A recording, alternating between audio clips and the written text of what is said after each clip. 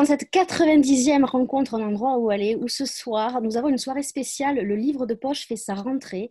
Et j'ai l'immense joie de recevoir Valérie Tonklong, qui a sorti, dont le roman Les guerres intérieures, qui était sorti chez Lattès, est sorti fin mi-août, le 19 août, c'est ça, je crois, de mémoire, Valérie, si je ne me trompe pas, au livre de poche. Comment ça va, Valérie? Je suis ravie de t'avoir avec moi ce soir. Bien, bonsoir Nathalie, puis bonsoir à toutes celles et à tous ceux qui nous rejoignent ce soir. Ça va bien et je suis ravie de renouer un petit peu avec ce livre, avec le public, puisque entre la sortie du brochet et le confinement, je me suis mise un petit peu à l'écart et donc c'est un plaisir de renouer, de vous retrouver tous. Alors, avant qu'on rentre dans le vif du sujet, je voudrais juste te dire que ce soir, nous avons une librairie partenaire. Je crois que tu les connais bien. C'est la librairie Saint-Pierre à Senlis. C'est Pascal et Amandine qui nous font le plaisir d'être partenaires ce soir. Je voudrais Je te juste remercie. rappeler, ouais, je voudrais juste rappeler aux participants qui sont en train de nous écouter, de nous regarder, qu'ils peuvent poser des questions à Valérie par mon intermédiaire en utilisant toujours la même manip, le petit onglet converser, et à la fin, on posera vos questions à Valérie. Donc, ce livre, il est là. Les guerres intérieures. Bon, Oui. beaucoup de choses à dire sur ce livre. Ouais. Beaucoup de choses à dire sur ce livre. Il y a beaucoup de thématiques.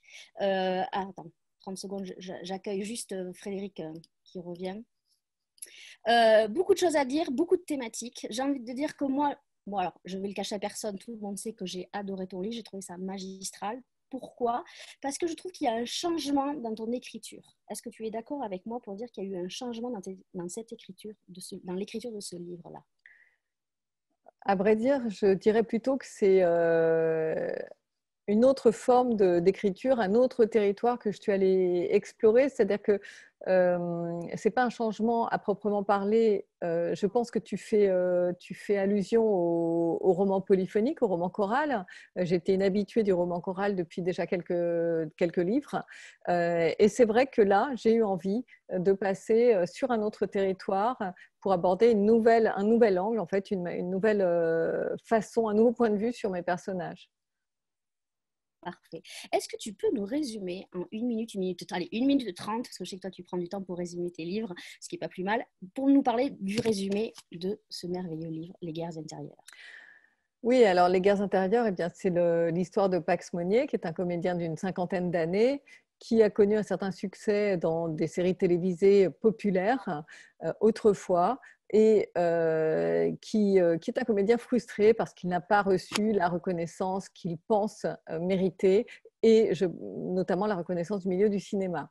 Et aujourd'hui, eh bien, c'est un homme qui doit boucler ses fins de mois en travaillant dans une société de coaching par le théâtre. Et voilà qu'il reçoit un appel qu'il n'espérait plus, celui de son agent, qui lui apprend qu'un grand réalisateur américain est de passage en ville pour préparer un tournage et qu'il envisage de lui confier un petit rôle, à condition toutefois que Pax puisse venir immédiatement parce qu'il n'a pas d'autres créneaux disponibles.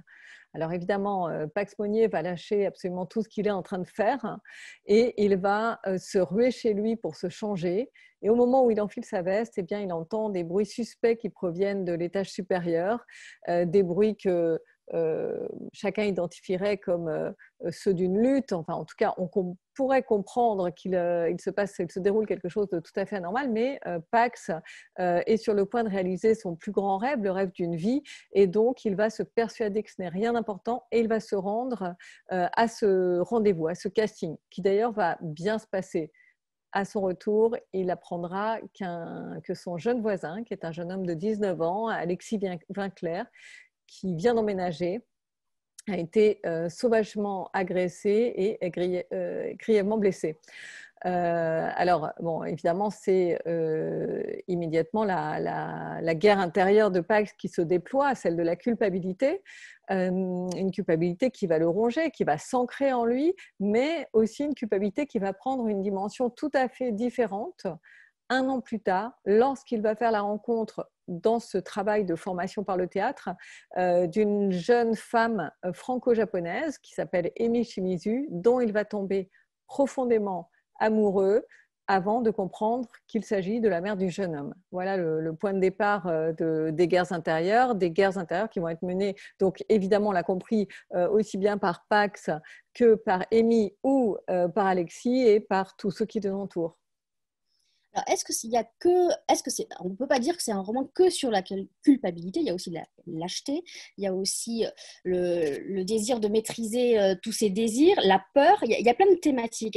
Comment t'es venue l'idée de cette thématique? Et je crois que c'est un événement personnel qui a fait que tu as voulu écrire sur ça. Il y a aussi le pardon où tu avais déjà commencé à travailler sur le pardon. Est-ce qu'il y a une continuité, un fil rouge à tout ça? Alors, ça, là, il y a plusieurs questions dans ta question. Ouais. Le point de départ de ce livre, en effet, il est de l'ordre du privé que j'ai rendu pour le coup public en l'aménageant. C'est quelque chose qui est arrivé il y a déjà plusieurs années, lorsque mon fils, qui était très jeune, il était collégien, a été agressé dans le hall de mon immeuble et qu'un voisin est passé au moment de l'agression et n'est pas intervenu. C'est quelque chose qui m'a énormément marquée et je crois que j'ai su aussitôt que je devais écrire sur cette thématique, mais qu'il fallait aussi prendre le temps de la réflexion et pas me lancer tête baissée alors que j'étais complètement bouleversée par ce qui venait de se produire. Et je pense que c'était important de pouvoir de permettre à la réflexion de se reposer parce que j'étais dans la colère évidemment et lorsque j'ai laissé passer un peu donc de temps, j'ai réalisé que finalement cette lâcheté ordinaire on la rencontrait tous et on en était tous coupables aussi à un moment ou à un autre de nos vies. Finalement, il y avait quelque chose de très universel dans cette situation et c'est ça que j'ai voulu explorer. C'est comment chacun d'entre nous, on était exposé à cette lâcheté, comme on était aussi exposé à des actes, à produire des actes de courage à d'autres moments, enfin le grand balancier de la vie. Parce que ce qui est intéressant, c'est le point de bascule, en fait. Parce que si Pax avait pris le temps de s'interroger sur le bruit, finalement, il ne le prend pas parce qu'il est pressé, il a envie d'aller à ce rendez-vous. Le point de bascule, je trouve, est très intéressant et tu l'as bien traduit dans la rythmique. Parce qu'en fait, on est un peu en apnée. Tout le début du livre, on est sous tension. Et ça, je pense que c'est dû au fait que tu as resserré ton écriture. Est-ce que ce point de bascule était important pour toi? Oui, évidemment, parce que dans le fond comme dans la forme parce que c'est ce qui effectivement donne du rythme et permet à chacun de vibrer, enfin je pense au lecteur de vibrer avec lui, d'entrer en résonance avec Pax. Mais il était aussi important dans le fond parce que c'est la justification qui permet à Pax de vivre, d'affronter cette lâcheté. Et ça, c'est le corollaire pour nous tous, c'est-à-dire qu'on est lâche à un moment donné dans une situation de la vie quotidienne, mais on est lâche parce qu'on se trouve toujours une justification. Alors évidemment, on est conduit par la peur, par la pression. Finalement, la lâcheté, ça reste toujours une manifestation de l'instinct de survie. On cherche à se protéger soi-même de quelque chose. Mais en tout cas, on trouve toujours cette justification. On ne peut pas prendre le temps, on est trop fatigué on n'a pas, enfin, on va toujours trouver une raison. Et lorsqu'on a une raison, un motif impérieux, c'est-à-dire que lorsque l'enjeu nous paraît surdimensionné, et ça, une fois encore, c'est quelque chose, ce point de bascule qui nous fait sortir des rails, en fait, qui nous fait aller au-delà des limites. On le vit pas seulement dans une configuration d'un acte du choix entre la lâcheté ou le courage, mais on la vit tous les jours de toutes les manières possibles. C'est quand on est au volant, par exemple, et que on va conduire dangereusement, dépasser la limite de vitesse, brûler un feu rouge, etc. Mais parce qu'on doit, je ne sais pas, conduire quelqu'un à l'hôpital ou simplement on a un rendez-vous et notre emploi en dépend, etc. Enfin, on va toujours avoir des moments comme ça qui sont des moments de justification pour sortir du rang tout en se sentant à peu près apaisé avec sa conscience. Et ça, en fait, ça fonctionne assez bien. C'est ce qui nous permet de vivre avec ces travers au long cours. Et ça fonctionne assez bien, en particulier parce qu'on a rarement connaissance des conséquences, et c'est ce qui va faire la différence pour Pax Monnier. Parce que Pax Monnier ne passe pas son chemin quand on ne prend pas la main qu'on nous tend dans la rue, lorsque on décide de faire semblant de ne pas avoir vu, lu un message, etc. Bon, on ne sait pas forcément ce qui arrive à la personne ensuite et l'impact de notre choix, en fait. Qu'est-ce que ça a créé chez l'autre? Mais pour Pax Monnier, c'est là où tout devient différent parce que lui, il a le résultat de son choix sous les yeux, et c'est ce qu'il voit, eh bien, c'est l'image d'un jeune homme qui est lourdement blessé, dont la vie est à terre littéralement.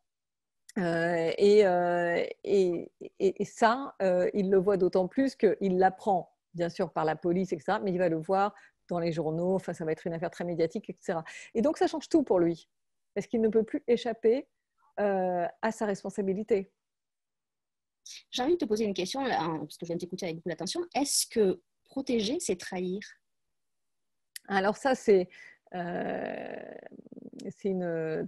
fais référence à un point très important dans le livre, qui est le point de l'éclatement du dilemme. En fait, quand le dilemme surgit, et c'est ce moment où Pax va comprendre qu'il est tombé amoureux de la mère de ce garçon qu'il aurait peut-être pu sauver. Et là, effectivement, il arrive dans un dilemme terrible. Enfin, c'est un piège dans lequel il va s'enfermer jour après jour, puisque soit il lui dit la vérité, mais alors évidemment, il prend le risque de la perdre, et il prend le risque aussi de la faire souffrir, puisque c'est une femme qui est tombée également amoureuse, donc c'est une relation dans laquelle tous les deux ça porte quelque chose de très important. Ce sont deux êtres fracassés par la vie de différentes manières, et donc finalement ils ont trouvé chacun sur l'épaule de l'autre de quoi s'appuyer et repartir. Et donc là, lui annoncer ça, lui annoncer que l'homme qu'elle a mis dans son cœur et dans son lit est celui qui n'est pas intervenu alors que son fils était en danger de mort.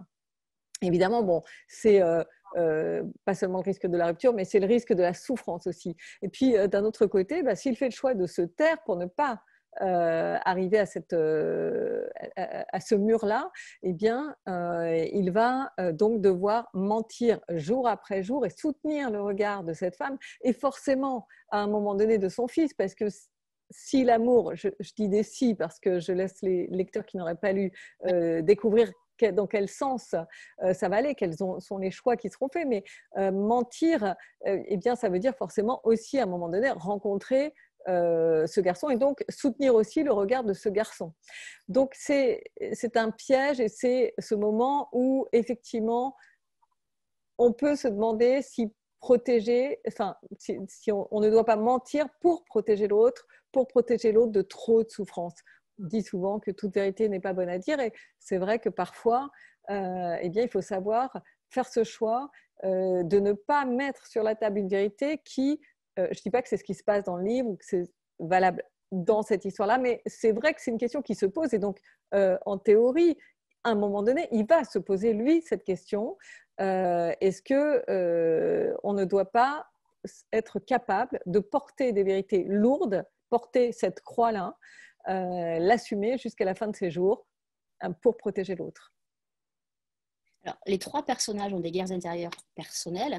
Moi, je trouve que tu nous démontres une fois de plus que tu es quand même dans la maîtrise de l'exploration de l'âme humaine. Ça, c'est quelque chose de très important, toi, l'humanité, l'humain. Et tu l'as au fil de tes romans, c'est récurrent. Mais là, tu nous emmènes, nous, c'est-à-dire que là aussi, tu es quand même d'un truc personnel, tu nous emmènes dans l'universel. C'est-à-dire que chacun de nous, on peut se reconnaître dans cette histoire-là. Et il y a un contrôle des émotions qui est quand même exceptionnel. Comment tu as fait pour travailler sur les émotions? C'est difficile d'expliquer ça. Je pense que c'est quelque chose qui est très intuitif. Bon, alors là, c'était effectivement un procédé très différent pour moi que ceux que j'ai pu utiliser par le passé, puisque habituellement, enfin dans les plus récents romans, étant sur le roman choral, j'étais sur le jeu. Et donc ce jeu permettait d'entrer très profondément dans le personnage, mais avec sa subjectivité. Alors, c'est très intéressant. Le roman choral est passionnant parce qu'il donne à voir des vérités cumulées. Et donc, il donne aussi à voir que la vérité n'existe pas, puisqu'elle dépend finalement de chacun, de l'angle dans lequel on se place. Mais ici, c'était tout l'enjeu en fait. Il fallait réussir avec le il à entrer aussi très profondément dans ces personnages. Et moi, j'avais vraiment envie de passer au narrateur omniscient. J'en avais envie pour différentes raisons.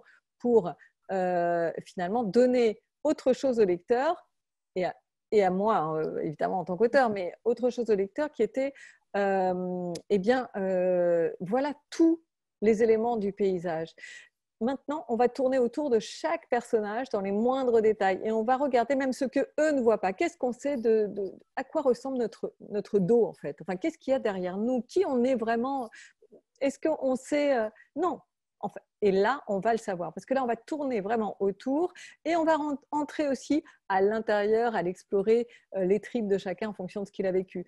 C'était après, bon, oui, c'est de l'ordre de l'instinctif dans l'écriture, mais en tout cas, cette approche-là m'intéressait d'autant qu'elle crée, je trouve, une complicité très forte avec le lecteur, puisqu'elle permet de lui donner des clés qu'il n'aurait pas autrement, parce que quand on est dans le point de vue subjectif, bien évidemment, on ne peut pas lui donner des clés autres. Et là, en fait, on peut lui donner des clés et même jouer avec le suspense que ça représente, puisqu'on va lui donner certaines informations que certains personnages ne connaissent pas encore. Par exemple, le lecteur comprend très vite que la femme que Pax est en train de rencontrer, c'est la mère d'Alexis. Mais lui ne le sait pas. Et donc, le lecteur va pouvoir assister à cette révélation et c'est quelque chose de très fort. Donc c'est une autre approche en fait des personnages, une autre façon d'entrer à l'intérieur des personnages, voilà, en les observant vraiment sous toutes leurs coutures, dans toutes leurs réactions, et moi j'ai pris beaucoup de plaisir à le faire. Parce que c'est vrai, Pax, il est face à lui-même, nous, on est aussi face à nous-mêmes, quelque part, indirectement.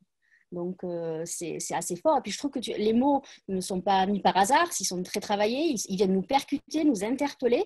Alors, effectivement, c'est un peu noir, mais j'ai envie de dire que c'est lumineux parce qu'il y a quand même le dépassement de soi et surtout, c'est l'amour qui finalement triomphe parce qu'elle nous permet justement de nous dépasser. Ce n'est pas qu'un roman noir. Je trouve qu'il y a beaucoup de choses dans ce roman. C'est un roman qui, je pense, est à l'image de l'âme humaine, c'est-à-dire qu'il a différentes facettes et l'être humain est complexe. Il n'est jamais le meilleur des hommes possède aussi son aspect sombre, ses secrets noirs et ça fait partie finalement un peu du pacte quand on vient au monde, c'est comme ça. Et de la même manière, bon, je vais mettre de côté les psychopathes, les gens qui ont des problèmes psychiatriques, ça, mais les gens les plus noirs, les plus tordus ont aussi leur côté lumineux. Mais je pense que dans ce roman, effectivement, cet acte de lâcheté, la culpabilité qui en découlait et la manière dont chacun allait affronter ses démons aussi, parce que comme tu le disais tout à l'heure, ce sont plusieurs guerres qui vont se dérouler en parallèle. Et je pense notamment à Alexis, en te disant ça, Alexis qui, lui, va devoir trouver un sens à sa vie à 19 ans, quand tout s'effondre. C'est terrible. Oui, c'est terrible. Et donc, son rêve s'écroule puisqu'il pourra pas, il veut devenir pilote et il ne pourra jamais devenir pilote. Ça, c'est terrible. Absolument, absolument. En étant aussi peu préparé à une épreuve pareille qu'on peut l'être quand on est si jeune. Bon, donc on a tout ça qui sont effectivement générés par ces quelques secondes de basculement dont tu as parlé tout à l'heure et qui sont, oui, assez noirs parce que ça remue chez les uns et chez les autres des pensées difficiles, des douleurs. Et en même temps, il y a cette force de l'amour qui est quelque chose que je continue à observer où que je pose mon regard, qu'on le veuille ou non, c'est ce qui permet à l'être humain, à un moment donné, de se transcender, d'aller plus loin, d'aller même jusqu'au sacrifice. Et donc, c'est ce qui donne à un moment donné la possibilité de sortir des situations les plus noires. Parce que finalement, on ne va pas en sortir pour soi, mais on va en sortir pour les autres. Et là, cet amour-là, c'est important de préciser que bien sûr, il s'agit de l'amour qui va naître entre Pax et Amy, mais c'est aussi l'amour que chacun porte aux enfants. Pax a une fille, émis à ce garçon. Ils ont d'ailleurs à peu près le même âge, hein, enfin, ils sont de la même génération. Et donc, cet amour-là, tous ces liens qui vont se tisser, se créer entre les uns et les autres, tout ça, c'est une forme d'amour qui va encourager chacun à aller plus loin et leur donner la force d'aller plus loin. Alors, j'ai envie de dire qu'il y a un peu une respiration dans ton roman, c'est l'intervention de la nature. Et ça vient par le personnage féminin. Pourquoi la place de la nature est si importante dans ce roman?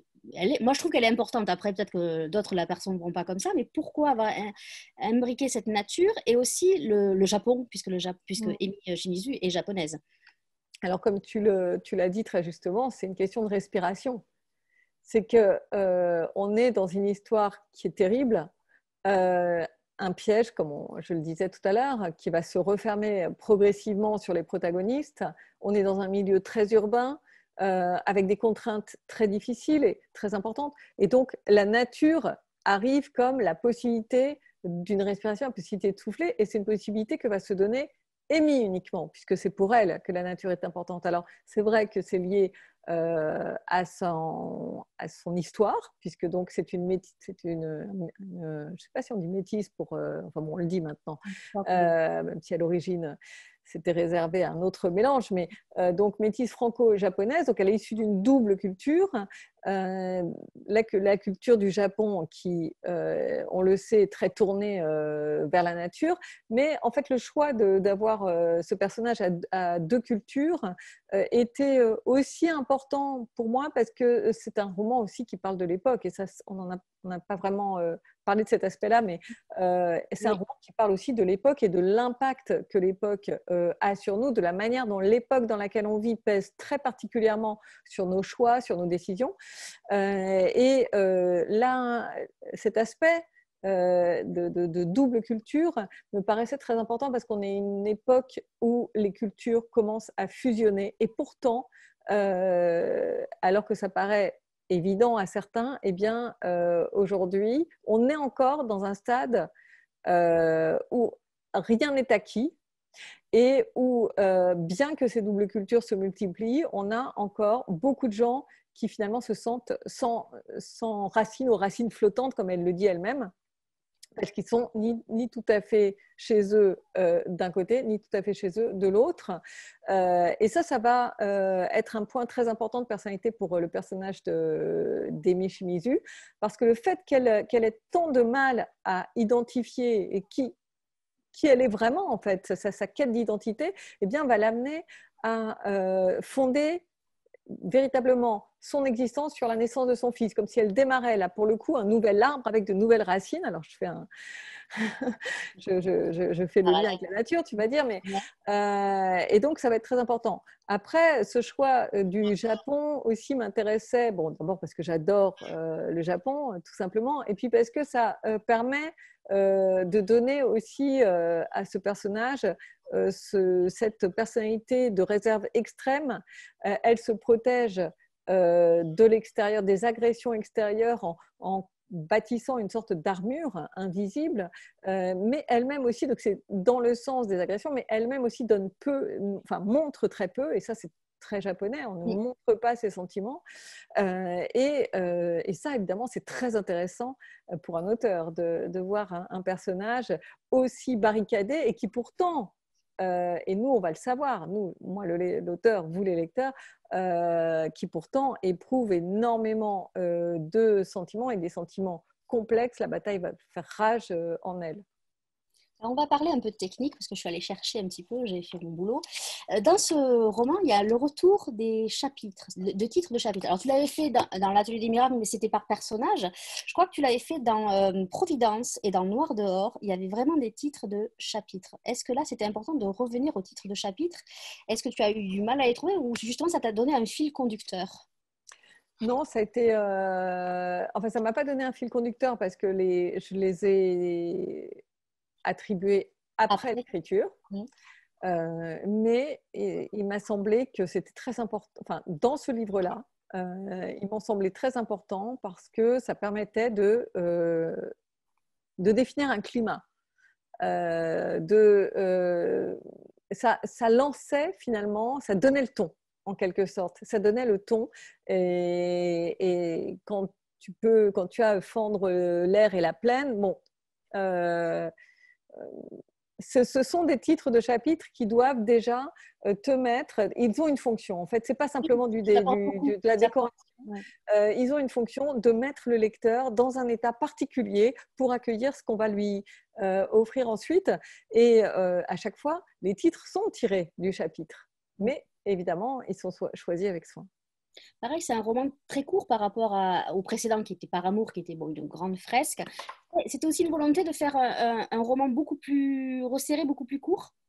Oui, ça c'était une volonté, mais je crois que le sujet l'exigeait vraiment. Il fallait que ce soit une flèche qui traverse le lecteur, enfin je l'espère, bon, au bon sens du terme, hein, c'est pas, mais voilà, quelque chose qui le prenne peut-être par surprise, qui l'amène, comme tu le disais, à s'interroger sur son propre rapport à la lâcheté, à la culpabilité, peut-être à l'amour aussi. Et donc oui, j'avais envie vraiment de quelque chose de très resserré, d'une écriture, bon, c'est une expression qu'on utilise souvent, on dit à l'os, c'est-à-dire vraiment dépouillée de toute digression inutile. Et c'est là-dessus que j'ai travaillé et je me suis sentie bien là-dessus. C'était encore une fois très différent du roman choral. Le roman choral, on parle, on est dans le monologue intérieur. Quelqu'un raconte avec le jeu. Et là, forcément, on va être long et on peut passer par des digressions comme l'esprit humain passe en permanence par des digressions. Donc, j'étais dans la longueur, mais je l'étais aussi concernant Par amour. De fait, parce que c'est une fresque, comme tu le disais, ça s'étale sur plusieurs années et donc on ne peut pas raconter 4 années de guerre voilà, en 200 pages. Mais là, pour moi, c'était une évidence de travailler dans cet esprit-là. J'ai une dernière question avant que Frédéric arrive, c'est dans quelle mesure écrire, c'est agir? Tu n'as pas 2 heures. Ouais, non, écrire, c'est agir, ne serait-ce parce que écrire, c'est témoigner du monde. C'est témoigner du monde et c'est un des rôles majeurs de la littérature aujourd'hui. Mais si j'avais 2 heures, je pourrais développer parce qu'il y en a d'autres. Merci d'avoir répondu à la question. Frédéric est de retour avec nous. Il y a une question de Nathalie qui demande est-ce qu'on peut parler de retour aux sources avec ce roman par rapport à certains de tes livres où je suis Ferdinand et les iconoclastes avec une écriture qui décortique les ombres et les zones grises de la société? Dans ce sens-là, oui, on peut dire qu'à un moment donné, j'ai été vraiment très, très, très centrée sur cette exploration de l'âme humaine. Dans certains romans, je pense par exemple à Impardonnable.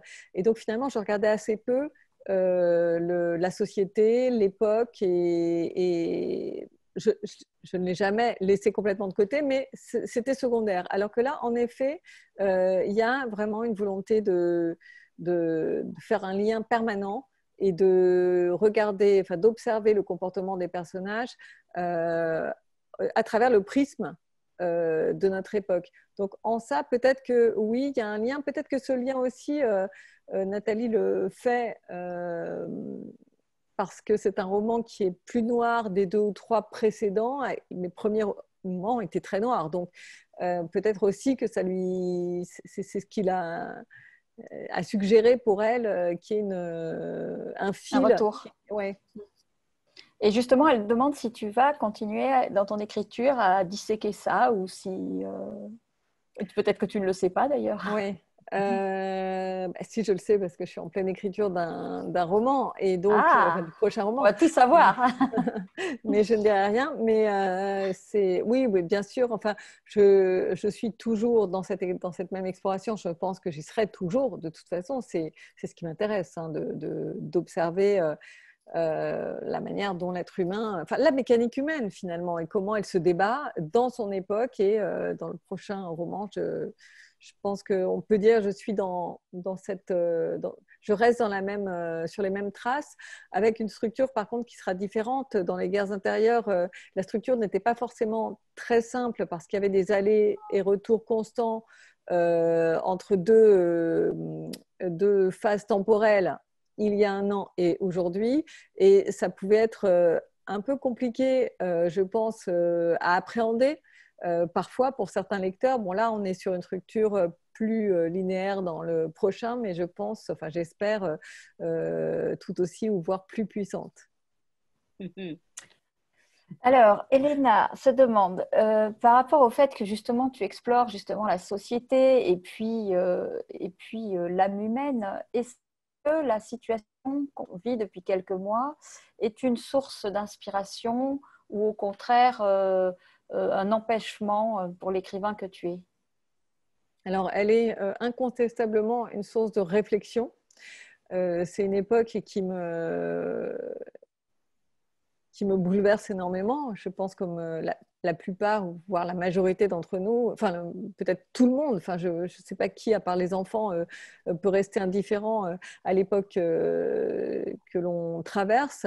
Le fait qu'on soit dans cette époque aussi incertaine, mais surtout les clivages que cette époque génère et les fragilités qu'elle met au jour et qu'elle avive, les fragilités sociales, sont pour moi des sujets de préoccupation très importants. C'est quelque chose qui me hante et parfois m'empêche un peu parce qu'effectivement, ça me perturbe dans mon écriture, en sachant que mon écriture, enfin moi, le roman sur lequel je travaille se situe avant le confinement. Donc, c'est pas une source d'inspiration à proprement parler, puisque je ne me situe pas du tout dans cette période-là. Après, je pense que c'en est une, comme tout ce que nous traversons, tout ce que nous vivons d'une manière ou d'une autre. Ce confinement génère aussi des sentiments, des sensations, des suffocations qui à un moment donné, vont forcément ou ont déjà servi. Mais en tout cas, oui, bien sûr, c'est une époque qui ne me laisse pas du tout indifférente, loin de là, et au contraire, qui me préoccupe beaucoup, avec quand même une envie de voir aussi la force de l'être humain dans la mesure où il y a ces fragilités, il y a ces dissensions, il y a cette dispersion, il y a cette misère qui surgit, etc. Il y a tout ça, mais il y a aussi, et il faut le regarder, du lien qui s'est créé comme il ne s'était jamais créé auparavant, sous d'autres formes, avec des volontés peut-être plus fortes encore. Et donc, il faut savoir le regarder aussi pour ne pas perdre espoir, évidemment. Cécile voudrait savoir comment en général devient un livre. Est-ce que c'est toujours de la même façon? Est-ce que c'est par le thème, par le personnage? Et à quel moment il arrive par rapport à la fin du précédent? Alors, ça n'arrive pas toujours de la même façon. L'exemple d'ailleurs des guerres intérieures est très particulier, puisque là, ça renvoie à quelque chose que j'avais vécu il y a longtemps, mais par amour, on pourrait le comparer dans la mesure où ce sont deux sujets que j'avais en tête depuis longtemps, mais pour lesquels j'ai préféré laisser passer du temps pour des raisons différentes, mais en même temps qui reviennent à la même, qui est que je ne me sentais pas capable, pour les guerres intérieures, je ne me sentais pas capable d'aborder le sujet sans jugement pendant très longtemps, et c'était pourtant l'objectif. Et pour Par amour, je ne me sentais pas capable de m'attaquer à une fresque aussi importante et à une telle montagne d'événements et de destins. Donc, ça, ce sont des sujets qui sont nés bien des années avant leur écriture. Pour les autres, je crois que c'est vraiment sont des thématiques qui m'habitent, qui me hantent parfois vraiment. Et à un moment, je sens que je suis prête. Et généralement, ça commence par une situation que je vois, mais pas toujours. Et dans le prochain roman, c'est une thématique qui m'interpelle, enfin d'ailleurs plusieurs thématiques, mais une histoire qui m'interpelle depuis très longtemps. Mais c'est encore une manière, alors je veux pas en dire trop, donc c'est compliqué, mais c'est pas une image pour le coup, mais c'est une histoire à laquelle j'ai été confrontée, donc qui m'a permis finalement de démarrer l'écriture. Donc, j'avais une envie, je savais ce que je voulais raconter, mais j'attendais de rencontrer les bonnes personnes, d'assister à des événements qui pouvaient déclencher, me donner vraiment, me donner l'accès en fait à la substantifique moelle du sujet.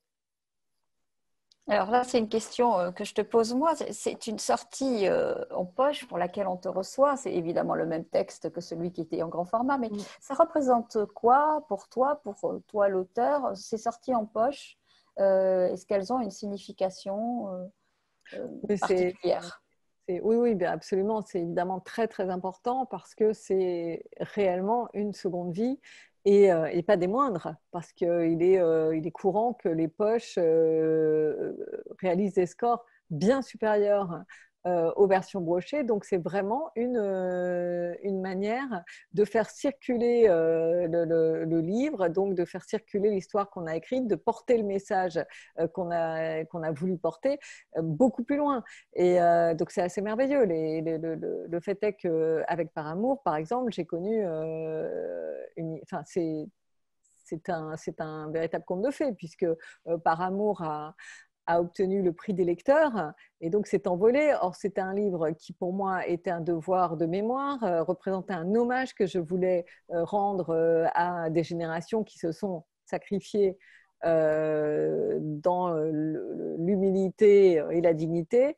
Et ce devoir de mémoire n'aurait pas pu être rempli correctement, n'aurait pas été satisfaisant pour moi avec le brochet. Le poche lui a donné une audience tellement importante que j'ai eu le sentiment du devoir accompli, d'une mission réussie. Et ça, il n'y a que le livre de poche qui permet ça. Magnifique.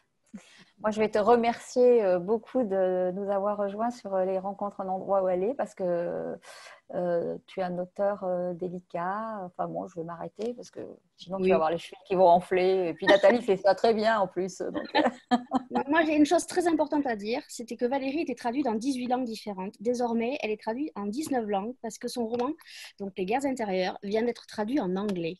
Donc ça, c'est très vrai. Important. Et Les Guerres intérieures sont sorties aussi en audiolib. Oui, ça, je l'ai là. Je peux vous le montrer. Alors, moi, je vais rajouter quelque chose parce que c'est très rare que les auteurs soient traduits en anglais. Il faut savoir que chez les anglo-saxons, il y a 5% de livres étrangers, pas 5% de français, 5% du reste du monde. Tout confondu. Donc, c'est bravo. Mais c'est une grande chance. J'ai un éditeur qui s'est battu pour aussi. Magnifique.